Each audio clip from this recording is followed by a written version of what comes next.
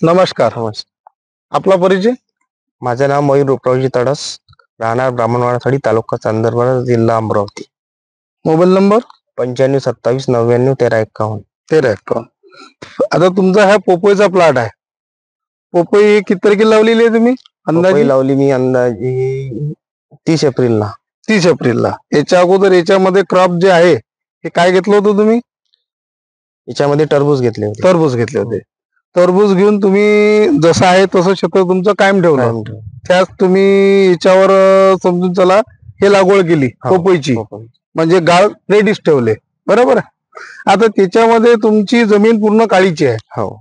आणि पोपई मध्ये पिवळेपणा आला होता.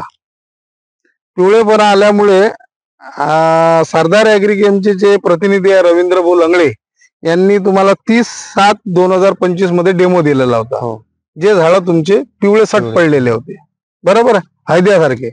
तर अशा झाडाला जो डेमो दिला न्यूट्रीटॅप आणि कार्बोविटा, तर न्यूट्रीटॅपमुळे तुमच्या झाडामध्ये जो पिवळेपणा होता त्याचा काय फरक जाणवला तुम्हाला? ग्रीनरी आली नव्हती, पण फ्रेश निघाली थोडीशी. म्हणजे पूर्ण झाडामध्ये ग्रीनपणा आला, बरोबर आहे. त्याच्यानंतर झाडामध्ये नवती मस्त आली. त्याच्यानंतर तुमच्या झाडामध्ये काही व्हायरस पण होता याच्यात, बरोबर आहे.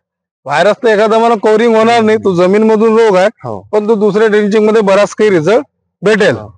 त्याच्यानंतर तुम्ही जो कार्बोविटा अधिक युज केला, म्हणजे ह्या झाडाला फक्त तुम्ही ड्रेंचिंग द्वारे काहीतरी 15 लिटरला 40 का 50 मिली टाकलं जाईल. 50 मिली 20 लिटरला, बरोबर आहे. 50 मिली न्यूट्रीटॅप, 50 मिली कार्बोविटा. तर तुम्हाला जो कार्बोविटामुळे जो जमीन भुसभुशीत व्हायला पाहिजे, ते कसं काय वाटते तुम्हाला? तुम्ही तुमच्या इच्छी जमीन घ्या, माती, आणि बाजूची माती घ्या एका हाती. तर याच्यात पेंड होते का कार्बोविटा जिथं टाकला आपण तिथं पेंड होते? हे कार्बोविटा आहे आणि हे बिना टाकलेलं कार्बोविटा. असं याचा पेंड होते काय?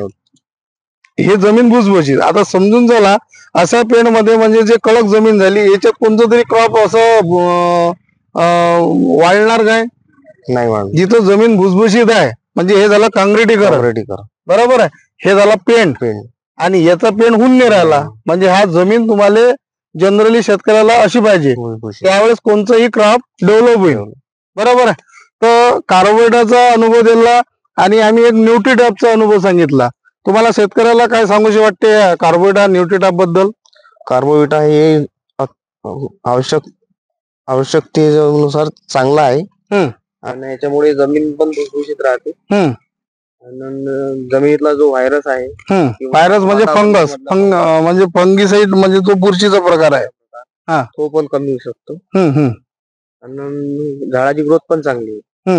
म्हणजे अदर तुम्ही संत्र्यापासून तर अदर कोणत्याही पिकाला तुम्ही कधी ड्रेंचिंग केली तर जो जमीन मधून जो बुरशीचा जो रोग आहे, फंगस, तर त्याच्या तो जो तुम्हाला म्हणजे रिझल्ट भेटायला पाहिजे, जसं केमिकलचे रिझल्ट एवढे खास भेटत नाही. हे पूर्ण हर्बल प्रोडक्ट आहे, याचे रिझल्ट तुम्हाला 2 दिवस लेट भेटेल पण चांगले भेटेल, आणि अपायकारक कोणतंच नाही आहे, बरोबर आहे. तर अधिक काही शेतकऱ्याला सांगूशी वाटते तुम्हाला क्लॅरिटी बद्दल? क्लॅरिटी फ्रेश पानं झालेली आहे, आणि हे जे आहे नवीन नवती पण खूप चांगली निघाली. चांगली नवती पण चांगली निघाली काय?